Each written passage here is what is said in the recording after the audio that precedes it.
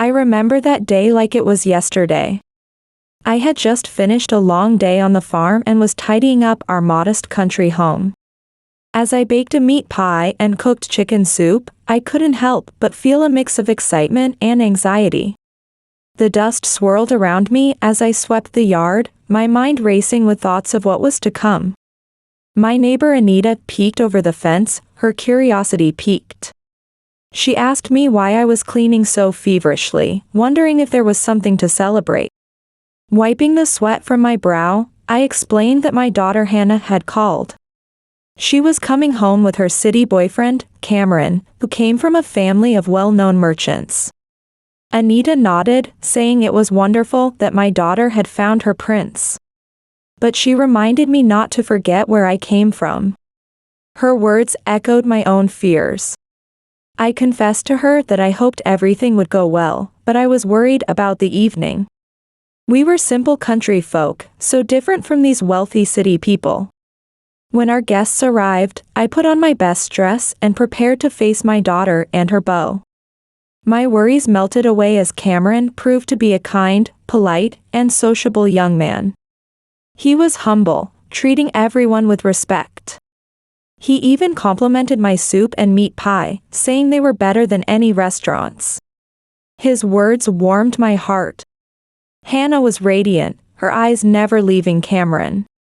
When she started to speak about their important news, I felt a flutter in my stomach. She told me that Cameron's parents wanted to meet me. They were planning to get married, and I was invited to dinner at a restaurant in a week's time. I felt a knot of tension in my gut. Why a restaurant? I was just a dairy farmer, never been to such fancy places. I didn't even have the right clothes. When I asked if they would be joining us, Cameron explained it would just be me and his parents. He assured me everything would be fine, saying it was tradition for the parents to meet and talk. For their sake, I agreed. I was happy they had found love and seemed so well suited for each other.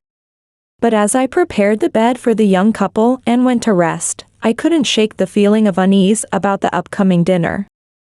Hannah showed Cameron a childhood photo and said, "Look, this is me at 5 years old. Isn't it funny? I had short hair and my ears stuck out. This one's from graduation. City schools have 30 students per class, but ours only had 12.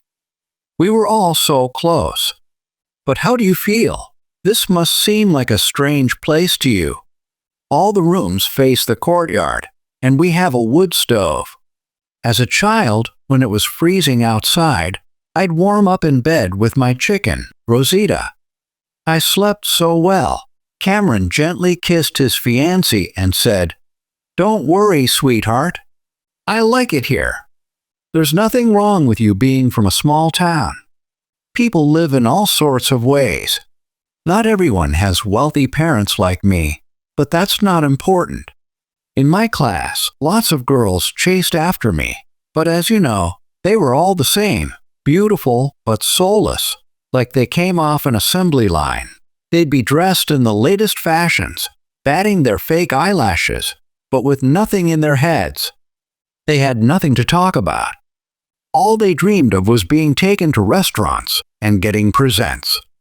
Glued to their phones, taking selfies, and pursing their lips. It's ridiculous. But you're different. You're real. You have a natural beauty, modest but charming, smart and cultured. It's interesting being with you. Once I graduate and my parents meet you, and we discuss everything, let's get married." Hannah's heart fluttered at those sincere words, and she hugged Cameron, whispering, "Cameron, I love you so much. You're the best." The moon shone faintly through the curtains, as Cameron was already fast asleep, curled up adorably. Hannah, still awake, was dreaming of their future wedding. She was also remembering her childhood and younger years. She spent her entire childhood in the quiet Sunflower Village. Her father, Jack Smith, passed away young when Hannah was 2, so she grew up with her mother. She barely remembered her father, with only a portrait in her mother's room to remind her of him. Her mother loved Hannah dearly and worked hard to ensure her daughter had food and clothes. She saved money and worked as a dairy farmer, rushing to the farm early in the morning. The work was grueling, her hands aching from carrying heavy buckets, and she was always exhausted. On top of that, she had to take care of the house and farm. Hannah felt very sorry for her mother. Even after years of hard work, her mother still had beautiful hair and bright eyes, maintaining her beauty. But Victoria had completely forgotten about her appearance. Her village attire consisted of a quilted jacket and knee-high rubber boots. Victoria encouraged Hannah to seek new opportunities in the city. "After you finish school, Hannah, go to the city. I have some savings for you to use. If you can get into college, you might find a job too. Be independent in the city. If it doesn't work out, you can always come back. But be careful, especially with boys. I understand youth and love, but think carefully before acting. Raising you alone was difficult." Hannah first went to the big city with her mother.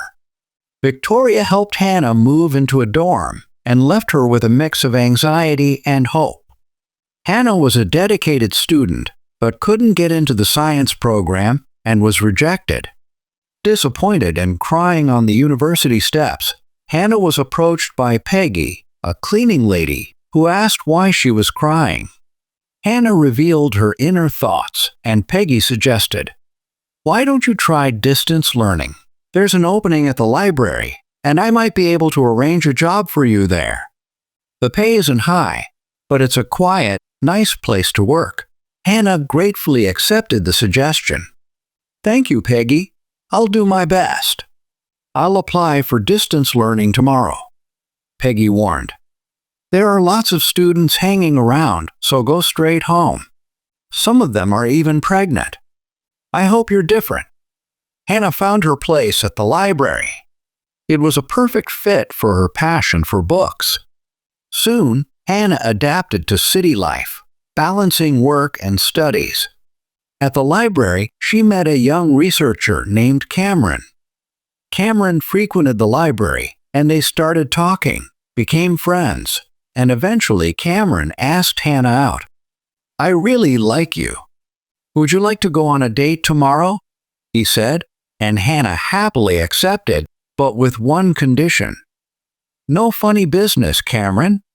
I'm not naive." They started dating, sharing simple but meaningful times together. Hannah wasn't impressed by fancy restaurants, preferring simple walks along the pier or watching ducks.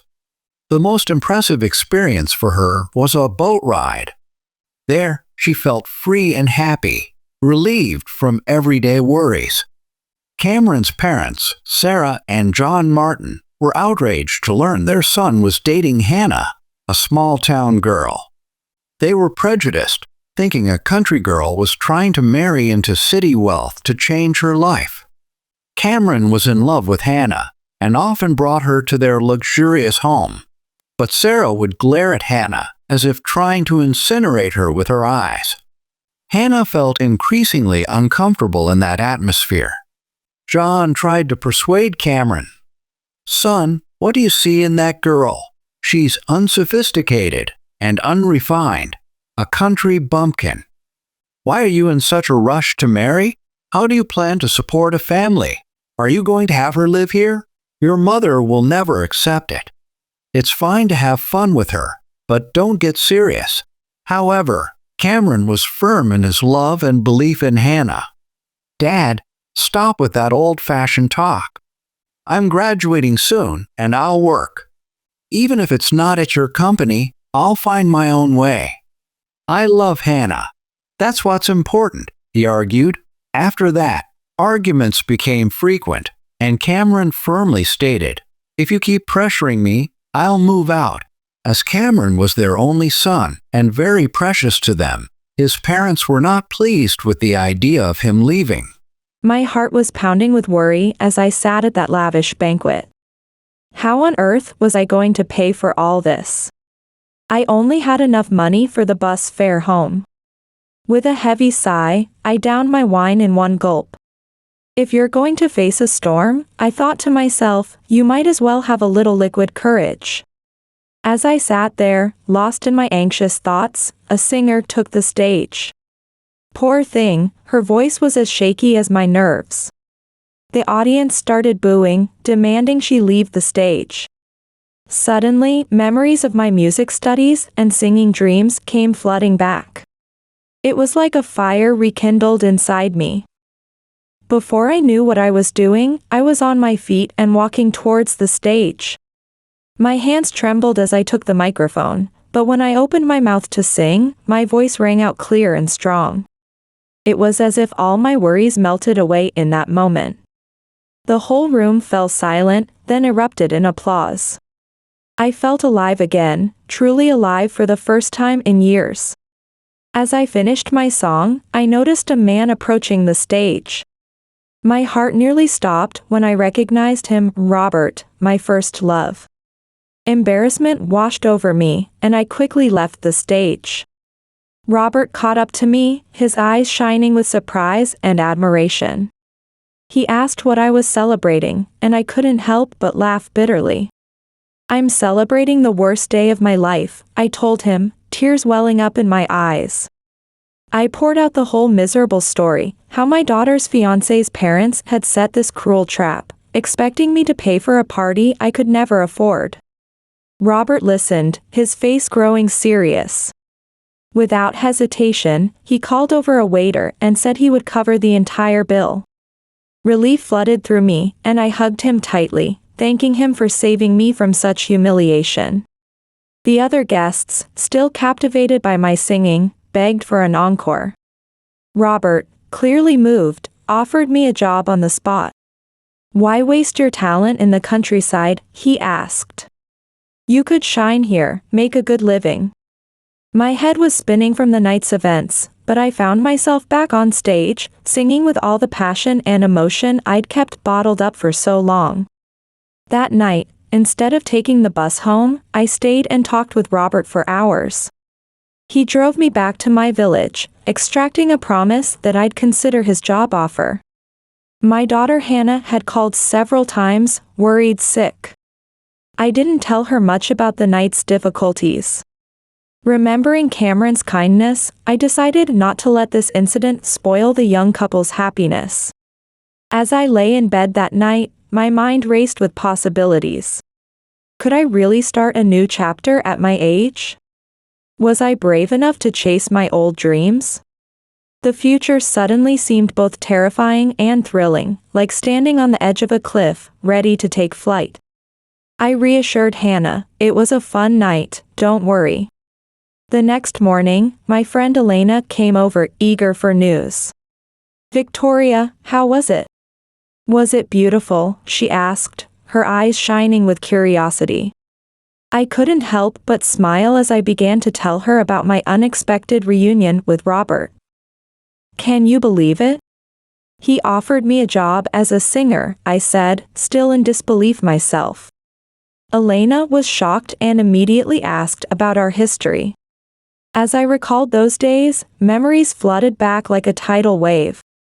We met at music school, I explained, my voice softening with nostalgia. Back then, he was passionate and oh so jealous. We had a whirlwind romance, but ended up parting ways over something trivial.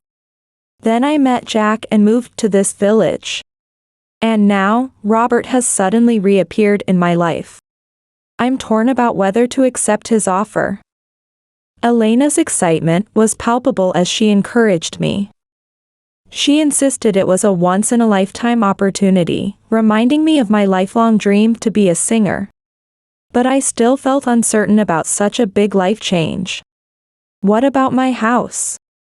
My animals? I fretted. I'm used to this simple country life. I love it. Elena was quick to reassure me, offering to take care of everything. She promised to look after my goat Melinda, my chickens, and even my faithful dog Ruby. Her words of encouragement gave me the push I needed. I decided to take the risk and embrace this new path life was offering. I moved into a comfortable apartment Robert had arranged near the restaurant. The day before my big debut, Robert insisted on a makeover. "You need new clothes, Victoria. Something befitting your new role," he said. I felt a mix of excitement and nervousness. In the village, I'd only ever worn simple clothes for farm work. I never thought I'd need elegant clothes, I admitted. Robert just smiled and said, "Wait and see. You'll feel amazing. We're going to transform you into a star." Our first stop was a high-end beauty salon where I was treated like royalty. I had a rejuvenating facial, a relaxing massage, and a perfect manicure. Then, a talented stylist worked on my hair, giving me a new cut and color that enhanced my natural beauty. When I looked in the mirror after the treatments, I was stunned by the transformation. "Is that really me?" I thought, staring at the elegant, sophisticated woman in the reflection. Robert was speechless for a moment, then let out an admiring whistle. "Victoria, you're radiant," he said. "Now, let's find you the perfect dress for your debut." That first night at the restaurant was a resounding success. Victoria's beautiful voice and her choice of love songs created a magical, romantic atmosphere that captivated all the guests. When Hannah learned of her mother's success, she felt immensely proud and happy. She thought to herself, "Mom's finally doing what she loves." Meanwhile, Robert found himself falling more in love with Victoria with each passing day. He spent more time at the restaurant just to be near her. However, he was still tied to an unhappy marriage with Kimberly. Kimberly was a woman who lived for luxury and appearances, refusing to have children, and increasingly turning to alcohol. Their marriage grew colder, with Kimberly often causing scenes of jealousy and scandal, especially when she'd had too much to drink. Robert had always dreamed of having a family and children, but the gap between him and his wife kept widening. He had considered divorce but hesitated, worried about what would become of Kimberly without him. Now, with Victoria in his life, he began to see the possibility of happiness he hadn't felt in a long time. Victoria's career blossomed at the restaurant, her talent and charisma earning her a good income. However, she always thought of the future, saving money for Hannah's wedding. She wanted to show that even though she and Hannah came from humble beginnings, they had worth of their own. Meanwhile, Hannah and Cameron, full of love and anticipation, were busy preparing for their special day. Cameron's mother, Sarah Martin, felt angry and confused. She couldn't understand how Victoria had managed to pay for the banquet and transform into a restaurant star. Sarah was pressuring her husband, John, to do something about it. She insisted, "We can't allow our son to marry a girl with a mother like that. We must find a way to stop this." For Sarah's anniversary, she and John decided to celebrate at their favorite restaurant. They didn't invite Cameron or Hannah, not wanting to be embarrassed in front of their influential friends. The host announced my performance, and suddenly all eyes were on me. I stepped onto the stage, wearing a dazzling red dress and elegant shoes that made me feel like Cinderella at the ball. My heart was pounding, a mix of excitement and nerves coursing through my veins. As I began to sing, I felt my hair sway gently, catching the stage lights. My eyes sparkled with the sheer joy of singing, a passion I had buried for so long. The song I chose was about love and loyalty, themes that resonated deeply within me. I poured my heart and soul into every note, feeling the emotions wash over me and the audience. It was as if time stood still, and we were all connected by the music. As I sang, I noticed Sarah and John in the crowd. Their presence was unexpected, like a sudden gust of wind on a calm day. I could see the shock and anger in Sarah's eyes, her face a storm of emotions. I imagined she was thinking, how could this simple woman command such attention? In that moment, I felt a surge of confidence I'd never known before. I decided to surprise them, to show them that I was more than they'd ever given me credit for. After my song, I took the microphone, my voice clear and strong. I wished Sarah a happy anniversary, my words dripping with sweetness that masked their true intent. I thanked her for her generosity in hosting the banquet for me, knowing full well she had done no such thing. The audience, oblivious to the undercurrents, applauded enthusiastically. Sarah found herself filled with embarrassment and anger, yet she was compelled to applaud. Increasingly agitated, Sarah drank wine glass after glass, observing Victoria. Sarah's blood began to boil when she noticed Robert, the restaurant manager, personally handing Victoria a bouquet of roses and gazing at her with admiration. She thought to herself, "Now I understand. That woman seduced the manager to avoid paying for the banquet. Not only that, but she even secured a job. I'll tell Robert's wife everything. It'll be interesting to see how she reacts. This will definitely put an end to my son's marriage to that family." The following day, Sarah Martin devised a plan and met with Kimberly at a local cafe. Knowing Kimberly's fondness for drinks, Sarah ordered a bottle of tequila. After a drink, she carefully broached the subject. Sarah told Kimberly that she greatly respected her and had something important to share.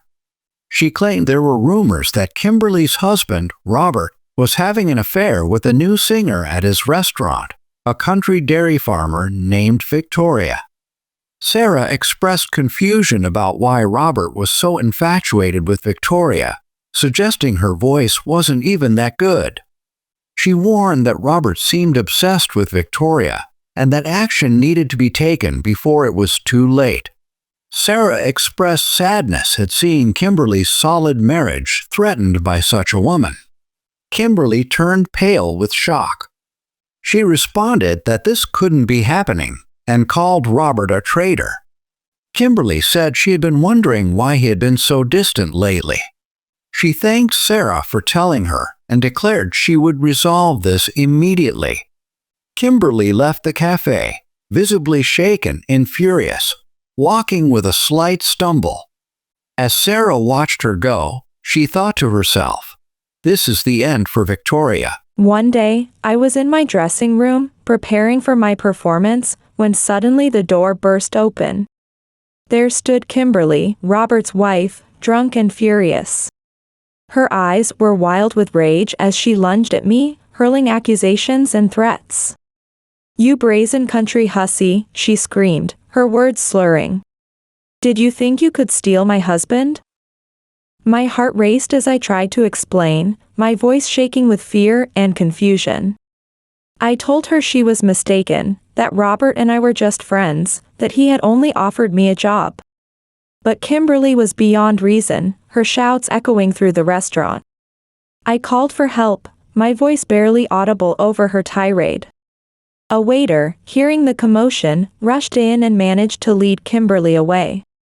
I was left trembling, humiliated, and shocked. I canceled my performance that night, fleeing back to my apartment like a scared rabbit. With shaking hands, I packed my bags, leaving behind everything Robert had given me. I caught the first bus back to my village, feeling like a failure, my dreams shattered like delicate china. When Elena opened her door and saw me in tears, I could see the shock on her face. Through my sobs, I explained what had happened. I felt beaten down, accused of being a mistress when I'd never even considered such a thing. Elena, bless her heart, knew exactly what I needed. She poured us both a generous glass of cherry brandy, reminding me of the times we'd shared our troubles over a drink in the past. As the warmth of the brandy spread through me, I poured out my heart to Elena. When I'd calmed down a bit, she asked me point blank if I still loved Robert. Her question hit me like a punch to the gut. I nodded, admitting that my heart still beat strongly for him. But I felt it was too late. Robert had his life, his family. Then, in a moment of vulnerability, I revealed a secret I'd kept buried for years. I told Elena that Hannah was actually Robert's daughter. I can still see the shock on Elena's face as I explained how I discovered I was pregnant shortly after Robert and I parted ways. I'd been scared and confused, and when Jack proposed, it had seemed like the perfect solution. He was a good man who loved me and accepted the pregnancy without question. I'd never had the courage to tell Hannah or Robert the truth. Elena suggested I tell Robert now, but I shook my head. Too much time had passed, and he had his own life now. How could I possibly explain this to Hannah after all these years? No, I decided it was best to leave things as they were. I should have stayed in the village, content with my simple life. As I finished speaking, I felt a strange mix of relief and sadness. The truth was finally out, but it didn't change anything. I was back where I started, older and perhaps a little wiser, but still carrying the weight of my secrets. Robert was devastated when he learned about the scandal Kimberly had caused. He discovered that Victoria had left the restaurant in tears and disappeared. Feeling guilty and desperate, he went to the apartment he had rented for her. It was empty, the door was locked, and all of Victoria's belongings had been cleared out. Overwhelmed with remorse, Robert thought to himself, "How did it come to this?" He realized he should have been honest with Victoria from the beginning and gotten a divorce. Now, he feared he might have lost his chance with the woman he truly loved. Robert returned home to find Kimberly watching TV and drinking tequila as usual. He turned off the television and confronted her. He asked her why she had caused such a terrible scandal and insulted an innocent person. Kimberly, drunk, laughed cynically. She warned that this was just the beginning and threatened to make Victoria's life hell if she came near their family again. Robert angrily responded, "What family, Kimberly? Wake up. We have nothing in common anymore. You live for the bottle. I've had enough. I'm filing for divorce." Kimberly threatened to sue, but Robert was determined. He told her she could keep everything and that he was starting a new life. He even offered to help her enter a clinic for alcohol addiction treatment if she wanted. Kimberly continued to insult Robert and Victoria. Robert gave her one last contemptuous look and said, "Goodbye, Kimberly. Live as you please." I remember those 3 weeks after the incident as if they were a blur. I was barely living, going through the motions of taking care of the farm and Melinda, but my heart was always with Robert. The regret of not telling Hannah the truth weighed heavily on me. Elena tried to cheer me up, bless her heart, but I couldn't forget Robert. "It's impossible, Elena," I told her one day, my voice cracking with emotion. "I love him. I've finally realized it. I can't live without him." Elena comforted me, saying that if he truly loved me, he'd come looking for me. Those words echoed in my mind, a mix of hope and despair. One morning, I was awakened by the sound of a car and Ruby's barking. My heart leapt into my throat as I opened the door. There stood Robert, holding a bouquet of roses and a suitcase. He told me he had come to be with me, that he had divorced Kimberly. He begged for forgiveness and professed his love, asking if he could come in. I was overwhelmed with emotion, pulling him into an embrace.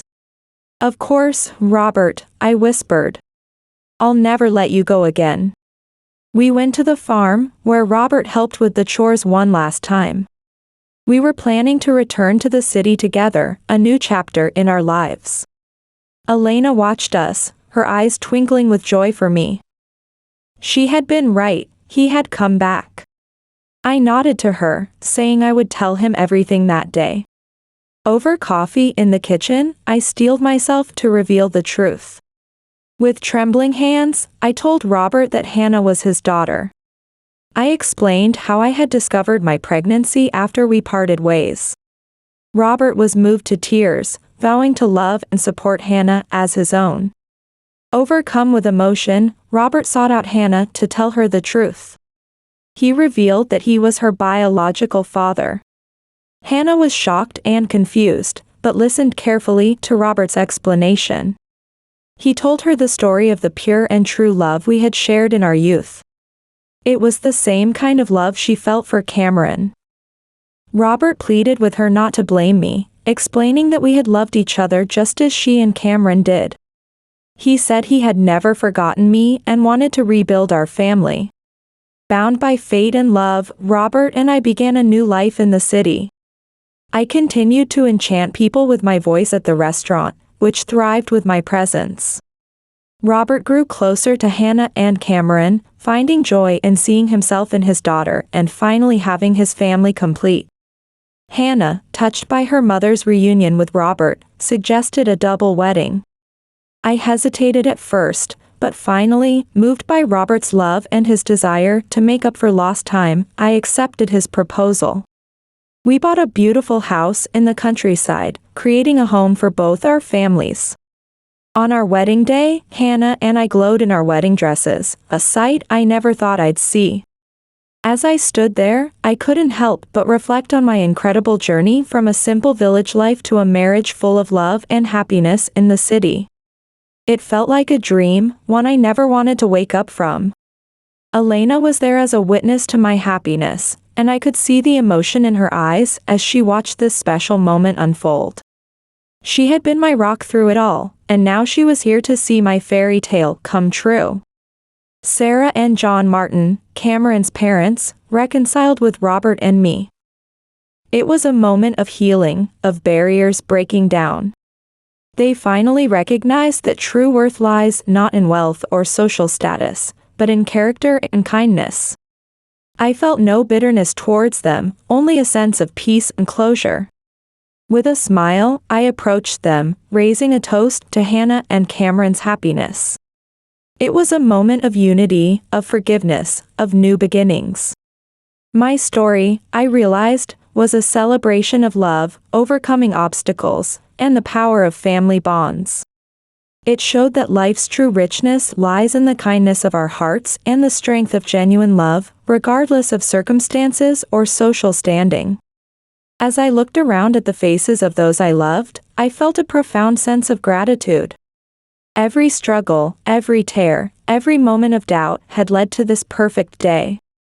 I wanted to tell everyone there, and anyone who would listen, that it's never too late for a second chance at love and happiness. That sometimes, the long and winding road is exactly the path we need to take to find our true selves and our real home.